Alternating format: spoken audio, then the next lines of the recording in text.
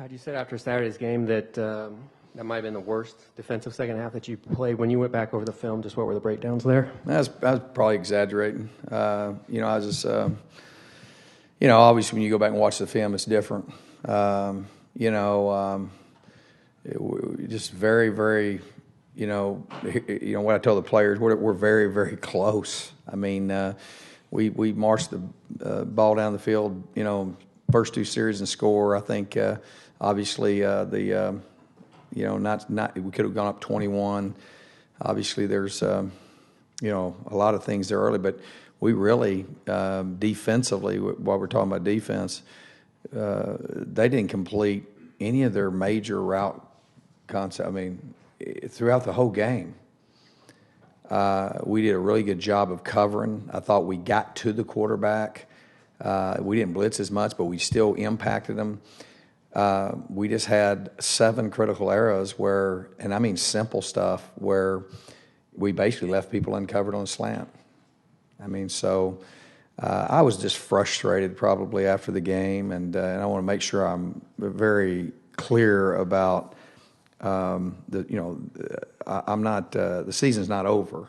I said this has been a disappointing season to this point, which was left out, and it has been. And but the difference between being 7-2 and being 4-5 is about that much. And but no, we did not. We got to coach better. We got to play better. We got to, can't have the. But it was amazing that throughout the game, as I watched the film, 85% of the snaps were pretty. I mean, we covered probably, Doug, better than we've covered. I thought Jordan Simone played his best game of the year. They just go simple zoom motion, and we end up with 2 guys on the same guy, and they throw a slant for him. That was kind of all night. Or in the second half, that's what hurt us down the stretch. So it was in errors we shouldn't be making, and so that has to do with all of us, and that's what we talked about, all of us being accountable, and we got to do a better job in every area. But the difference has been, we've been ahead in every one of these games, the last 3 games, and in the fourth quarter, and that's not, we've always been a team that has finished and not lost leads and things like that. And even our guys are playing hard for us. It's not like that they're, we fake a punt on 4th and 12 and set up and take the lead back. I mean, it just we're making in the critical times. We're making critical mistakes that are the difference in the games, and then not having much good fortune either. Chris? Hey, Coach. I don't know if I answered your question, but no, it wasn't. I think obviously I was a little bit emotional probably on that deal. Coach, I was wondering if you had any thoughts on the situation that's going on down in Missouri right now. Mark said something to me a little bit about that. I don't have much knowledge of it, and so I wouldn't have any comment on it. Coach, I just want to get your thoughts on how frustrating is it when you show flashes of being a really good football team, and unfortunately you just can't seem to put it all together. It's just the difference is, we do. I know we have a really good football team. We just, we just have not put it together and had the rhythm that we need to have, and that's the difference. I mean, we're losing games, in the fourth quarter, and that's not something we've done. Losing close games, and again, the common denominator is turnovers. That's been the deal all year long, and we've got to eliminate those. And it's frustrating. I'm not gonna lie to you. I've been frustrated, but you can't sit around and when you face something like that, that's what we talk about as a team. It's me, myself, and I. That's what you focus on, and we just got to do a better job. We got to do a better job coaching, better job playing, better job preparing, and because it's just it's this far away. And last year we won those games, And this year we haven't. And it doesn't matter why. You gotta flip that and turn that. And we got a challenge this week. Probably the best defensive football team we've faced probably since Utah, and we got to go get this thing back on track. Regarding the critical errors, Todd, are you having more at this time of year than you've had in previous years? Yeah. Oh yeah. We've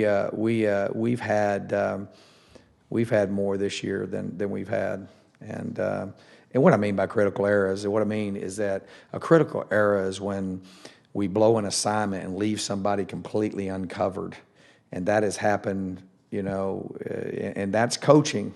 That's also, preparation and accountability by the players, and there's a whole side of that, and some of that, Doug, you have to, one of the things you got to look at maybe the complexities of what we're doing. You have everything you do, you look and evaluate that, and obviously we ongoing evaluation of those things. But yes, it's been you look at that game. They had 156 yards of offense in the first half. You go back and look, did they give, a team that is capable of throwing the ball vertically down the field? It wasn't vertical down the field. We just gave up slants and then just don't tackle the guy.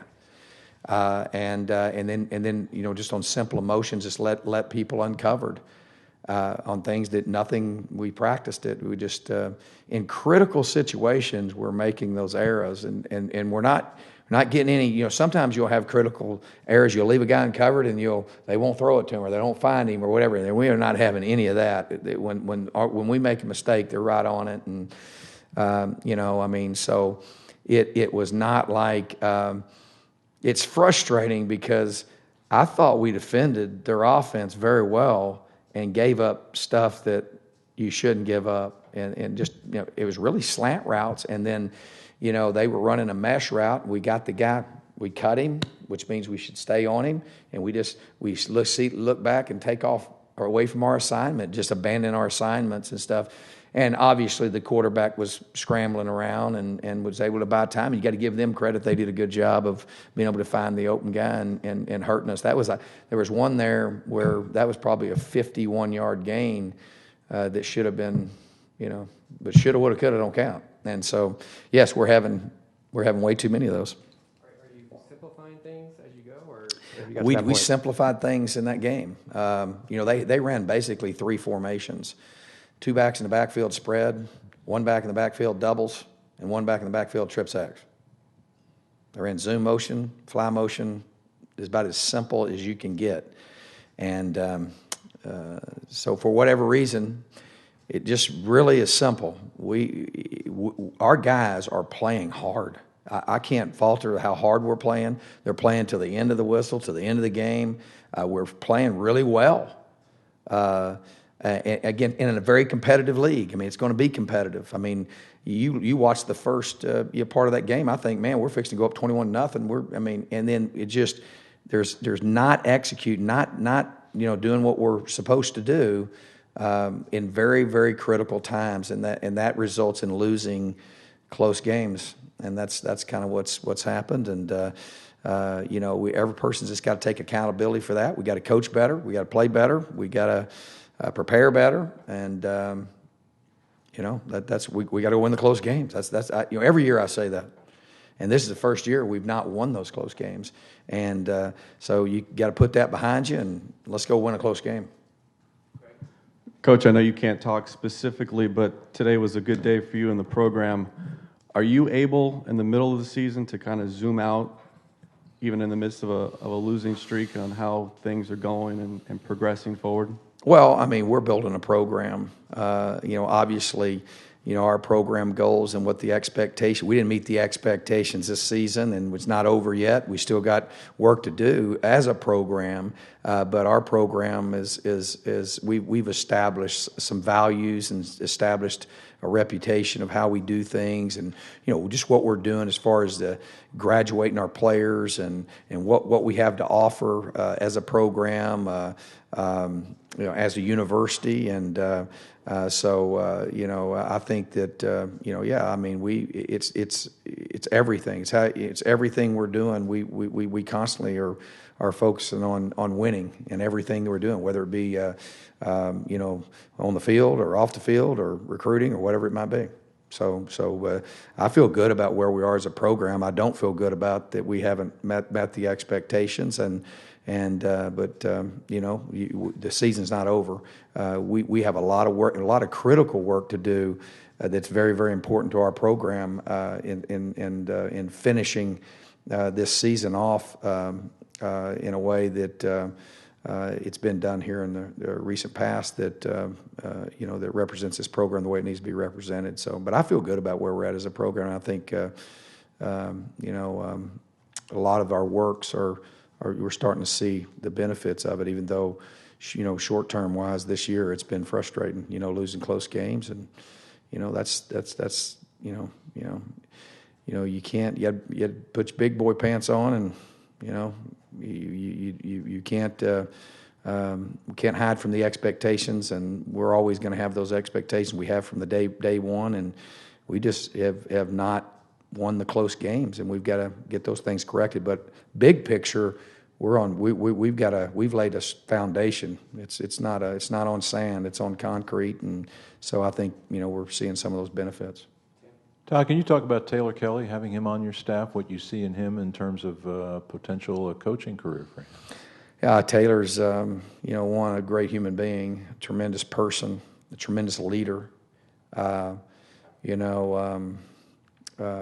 guy that probably underappreciated and undervalued as a player. I think he was a pretty special leader in how he activated the people around him, and I think he's learning under Coach Norvell and doing a great job, and been an asset to us, and will be a great coach. Obviously, he's learning that it's a whole nother deal, and the biggest deal he's probably learning is it's a little bit more time. And he doesn't sit at the front of the plane anymore. He sits at the back. So he's got to work his way back to the front. But no, he's doing a good job. I'm really proud of him. Just to, I'm looking for teachers. And and the way you teach is obviously we want guys that care. And I think when I look at Taylor and as a young coach, man, you can tell that guy cares about people. He cares about his players, and obviously loves this program. So, I think he's going to be a great one. Coach, two-part question. The first part, what has surprised you most about this season? And secondly, how important is it to secure that fifth win for the seniors to go to a bowl game? Well, I think you have to have 6, but I don't know. Y'all might know something I don't know, but no. First of all, the thing that surprised me the most is that we've lost the close games. I'm just not accustomed to it, and and it's kind of how we've done it. It's not been people just you lose a game like we lost against USC, guys making plays. I mean, they made big plays, and they were better than us that night. We've had a couple of games like that. The majority of the games, especially these last 3, have been I think got to give them credit, but it's been a lot of our own doing, and not much good fortune. You make your own good fortune by your work ethic. But these kids are working. That's what's kind of surprised me, is how hard we've worked. Because I really don't say things I don't mean. I really thought that we would be able to score more points than we've ever scored, and we haven't been able to do that. And it's been just the development in the areas that we needed to develop. We just we've not been able to gain our rhythm. I don't know if that makes sense. So that's what surprised me, is losing the close games. And then it's vital. I'm very grateful to Mike Bercovici and to V and to DJ Foster and to Mo, and especially the guys that were here when I got here, that sat in that first meeting, and just how those guys bought into what we were, a philosophy and a vision. And we're seeing those benefits. We're seeing those benefits in our community. We're seeing our benefits in what we're doing. that they bought into, because that's, that we have a clear identity as a football program of who we are and what we're about. Character, discipline, the values. I mean, even as this has been a year where in penalties I've been so upset. We're still number one in the fewest penalties. I mean, so I'm very proud of that group of guys, especially these seniors, and for our program and for them, we need to go. Finish this the right way, and that's to win out and to go win a bowl championship. And it's very, very important that we do that for our program and for those seniors. Coach, offensively against Washington State, did you feel that you guys got away from the running game a little too early? I mean, heck, we scored the first two drives and we were hitting quick passes and throwing the ball. And as we went back and evaluated, it was just in critical situations, making very, critical mistakes. We, driving the ball to score, moving the ball right down, hit a bang 8, fumble the ball.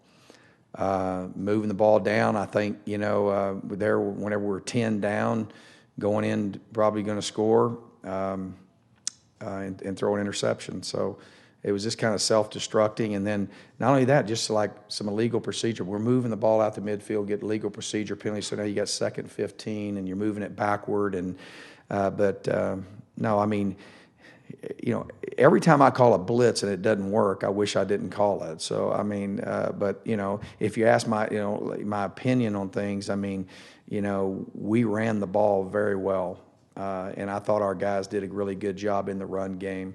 But you always, second guess yourself when you don't come out on top. But, heck, I wish I'd have blitzed more on defense. But you never, anytime you lose a game, you're never satisfied with how you, how it went or how it transpired.